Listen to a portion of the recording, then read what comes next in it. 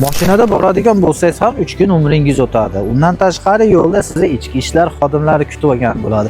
Manaqa yurakchaning ichidagi uylardagilarni xavotirga qo'ymasdan bor yo'g'i bir kunda samolyotda granitsa xizmatdan foydalansangiz bo'ladi do'stim, chunki sizni uyingizda oilangiz kutib turmoqda.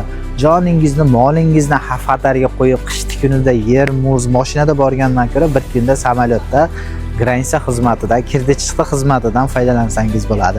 Ya'niki migratsion kartangiz muddati yetib kelgan bo'lsa, Soliha Travel'ga murojaat qilsangiz, sizlarni samolyotda bir kunda kirdi-chiqdi xizmatiga taklif qilamiz.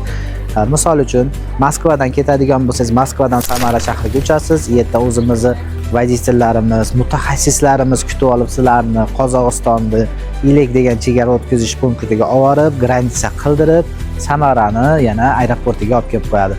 Mana shu hamma xizmatlari ichida 11.500 rubldan boshlanadi. Mashinada boradigan bo'lsa ham kamida 20-25 ming pulingizdan yutkazasiz do'stim. 3 kun ish kuningizdan yutkazasiz. Yeb ichishingiz bor, yo'lda ichki ishlar xodimlari to'xtatish bor. O'bshi hisoblasangiz 20-25 ming pulingiz ketib qoladi. Bundan ko'ra 11.500 rubldan samolyotda kirdi-chiqdi xizmatdan foydalansangiz bo'ladi. Narxlar kuniga qarab o'zgarishi mumkin. Ertaroq shuning uchun bemalol murojaat qiling. Ma'assalama.